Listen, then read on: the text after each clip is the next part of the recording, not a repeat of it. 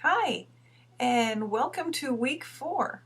We're going to discuss risk management. So, like in the overview, we're going to identify the risks, we're going to analyze them, and we're going to develop and implement an emergency plan. So, as we discussed, we're going to further delve into the SWOT analysis. We're going to talk about liability and security. So, we're going to begin with the risk assessment. This is called the SWOT analysis, and this is skill 6.01 of the CIC, and this is identify risks. So here's an example of the SWOT assessment that I did for the opening of the Reagan Library. That was the first major event that I produced, and that was in Simi Valley. And it was the first time in history where 5 presidents were together and their first ladies at the same time.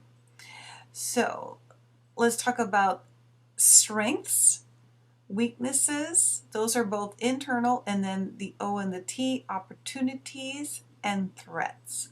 So the strengths for this event was that we were given enough planning time to manage the guests. Arrival, the logistics of it, the whole planning part of it, so we were given enough time. The district, this is the Washington, D.C. advance team. An advance team that's what they're referred to, is the political planners that plan major events are called advance teams.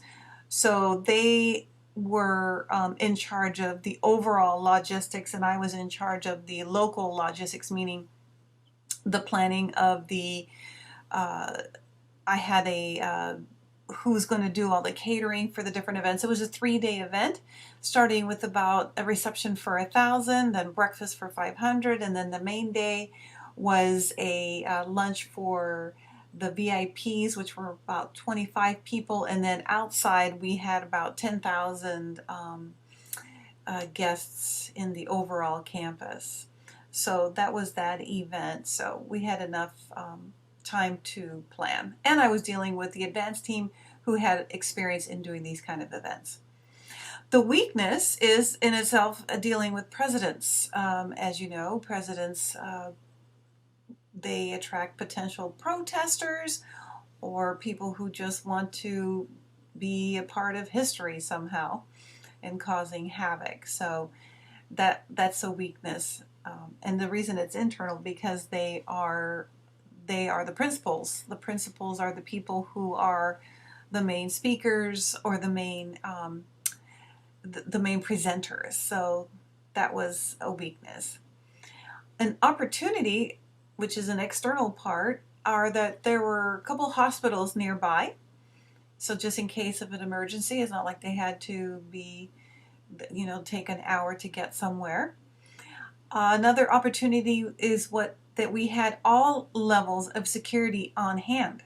So there was the local Simi Valley Police, there was the Ventura County Sheriff's Department, the Secret Service was the main, they were the ones who were in charge of the event, and then the Green Berets were there because those are a special team that is designated for very high priority, events. And the venue had a helicopter pad, so some of the dignitaries arrived via helicopter. So that was an opportunity. And of course, the threat is the threat of terrorism with dignitaries, violence just amongst a lot of people being in the same place together, and protesters, because it's a political, so there's all kinds of issues that can be brought up. So this is an example of the SWOT for the event that I produced at the Reagan Library. Then the next thing is we're going to talk about our hazard categories. We need to analyze which of these hazards are more likely to occur and decide how to manage and avoid them. So we're going to talk about naturally occurring hazards, technological hazards, and human cause hazards. So let me show you an example of what a hazard could be. So I've divided it up into 3 categories. Natural occurrence. So there's geological, such as earthquakes, volcanoes, or mudslides. You can think of what happened just a few weeks ago in Hawaii, how that might have affected some meetings and events and weddings. So that's geological. There's meteorological, and that's floods, forest fires, snow, and ice, and that's how it can affect travel. Biological is disease affecting humans, animals, or plants, like pandemics or an insect infestation. The second category is technological.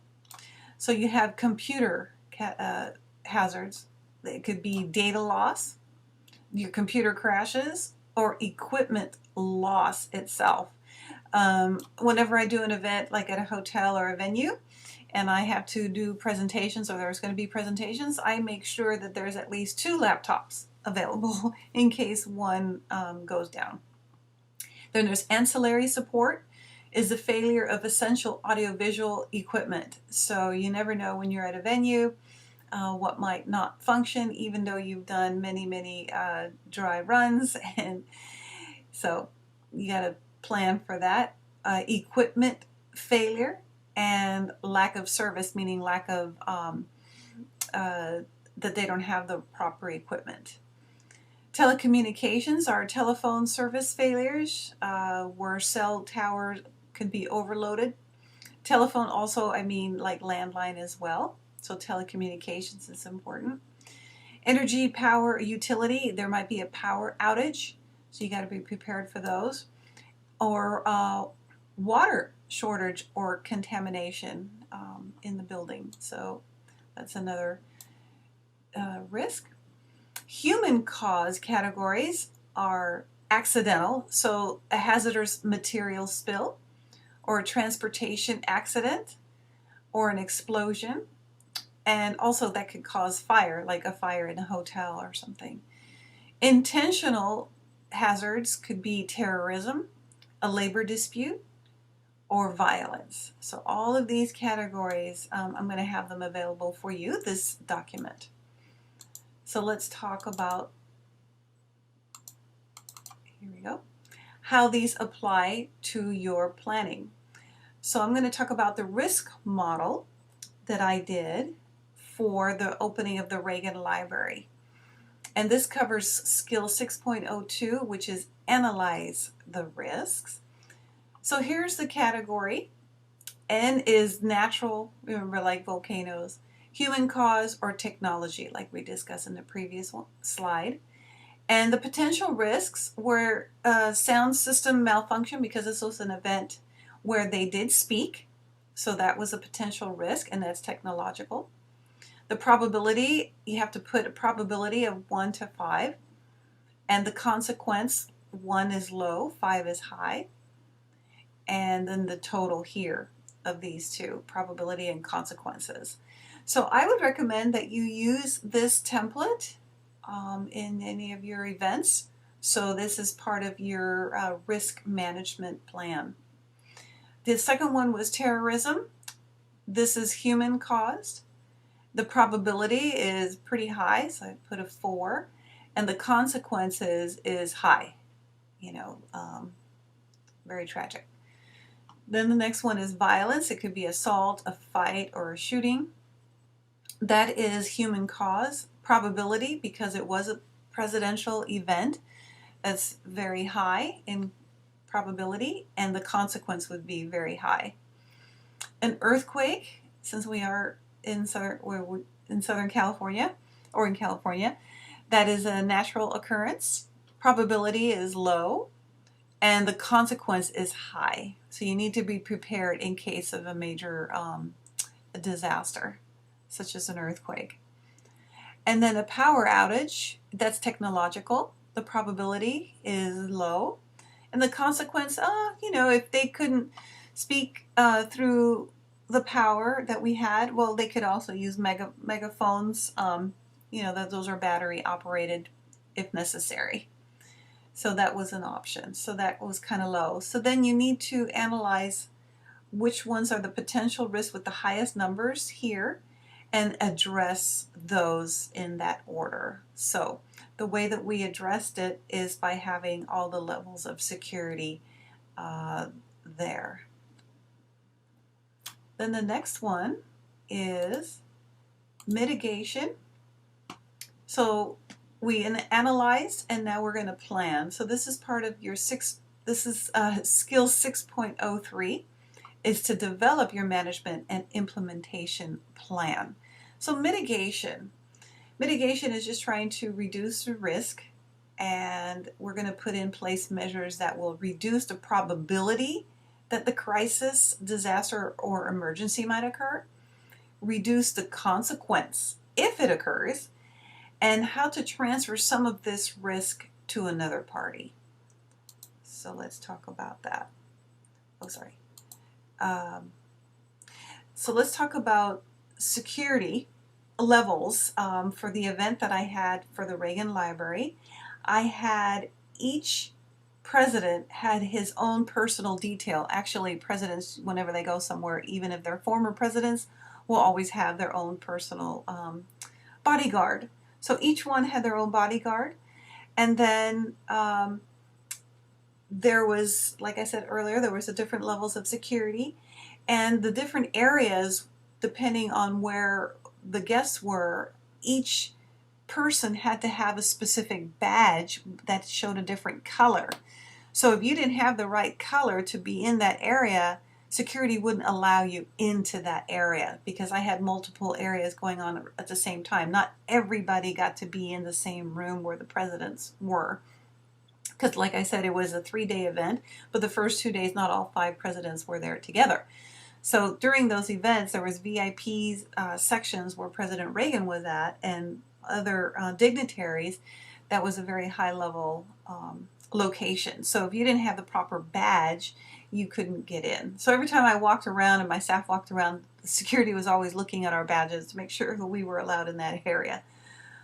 Then how to reduce the consequence if the crisis did occur is that Secret Service would take action for this event. We had a plan where they would remove the principals into a special underground area, and they would mobilize air and ground transportation for them in case of an emergency. And like I said, hospitals were nearby. So that's how we reduced the consequences if a disaster were to occur. And then transferring some of the risk to another third party is an example. I only do business with vendors who have liability insurance. I know that some people say, well, my cousin does catering or something like that. The thing is that you are exposing not only yourself, but your guests to, to risk. So as an independent planner, if you're an independent planner or a planner for a corporation, it is your duty to make sure that every vendor that you use has liability insurance. So I'm going to show you what an example is. So I always ask for these. They're called certificate of liability. So this is what one looks like.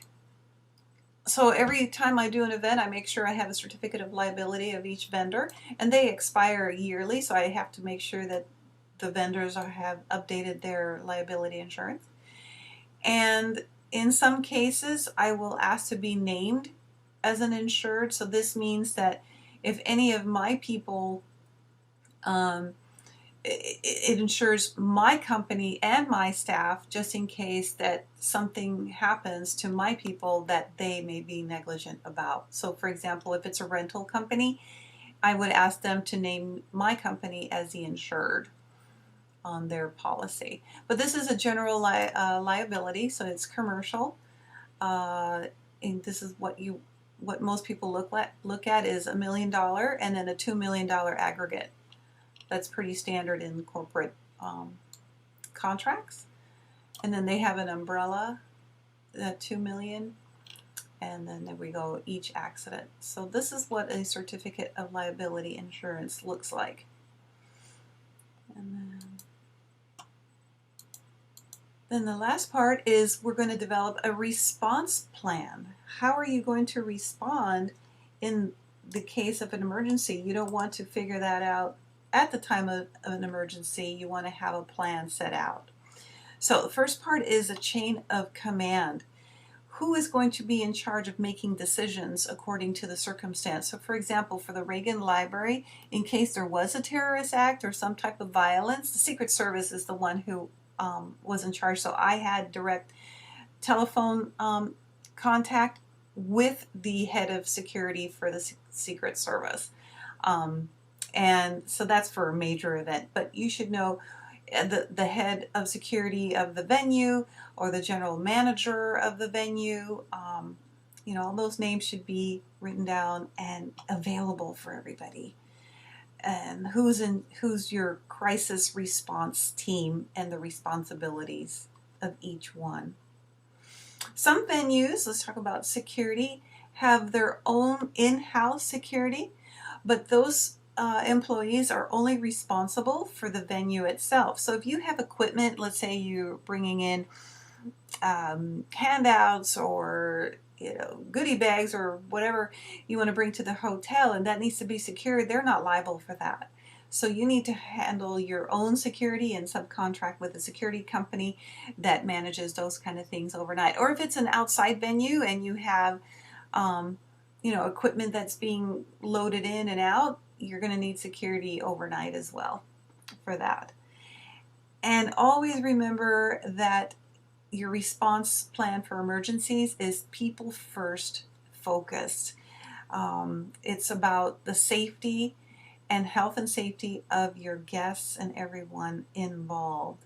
So I look at it as when I go into work every day, I look at it as a health and safety. What can I do to reduce risk? Because we work in a very risky environment, especially with a kitchen, because there's gas, there's knives, there's slippery floors, but also the guests. The guests can maybe be allergic to something and they didn't advise us, or they didn't know what was on the menu and they have an allergic reaction, and maybe it's a real violent reaction and we have to respond to that. I'm knocking on wood because that's never happened to me yet. So those are the kinds of things you need to think about, is on the safety. Look at the venue on a safety point of view. And then I wanted to show you a aerial view that I did. This was my emergency response plan, part of it, for the Hewlett-Packard event that I did on campus there. And this was for the American Heart Association fundraiser. So what I did, you just go to Google and do an aerial earth shot. And so I put here where first aid was going to be. So I had a small tent here. Security headquarters, so I knew that all security, this is in-house security, they were in charge of the event security-wise, overall. And so I knew that they were placed there. So this way everybody gets this, it was a PowerPoint with all the names and everybody involved for emergency reasons. I put facilities. They had golf carts here, so in case anybody needs to be mobilized, let's say somebody fell and twisted their ankle or couldn't walk, well, we had golf carts here. Janitorial, in case something happens. I know that maintenance was right here. And this is the area where the tent was, where the dining area for the 500. And this was the satellite kitchen tent. So you can see an aerial view of how I planned that one. And then I just wanted to show you some photos of the actual event that I planned. This was the first event that I did, major. So this is where I was. Notice how it was an outdoor event. So that was very high risk in the sense that anybody could take a shot. But on the other hand, Secret Service was telling me that they look at it as a strength because they can see anybody coming up, like from the road, or they can see everything around them. So there's different points of view there. So that was where all the presidents were together. And that's Charlton Heston. He was a very good friend of Reagan. So he was one of the speakers. And of course, Nancy and all the first ladies were there as well. And then they had another event later on in the year where Gorbachev donated the Berlin Wall. It was a Berlin Wall celebration with his wife and the Reagans. So I produced that one as well. And he also came to the dining room. This is where I used to manage at Arco in downtown Los Angeles. So Gorbachev came to our facilities as well. And then I just wanted to share with you real quick a letter that I received from President Reagan with regards to the Gorbachev Freedom Award. That was that wall presentation. So he personally signed that. So that was really cool. And then this was a thank you from him also for the Presidential Library celebration.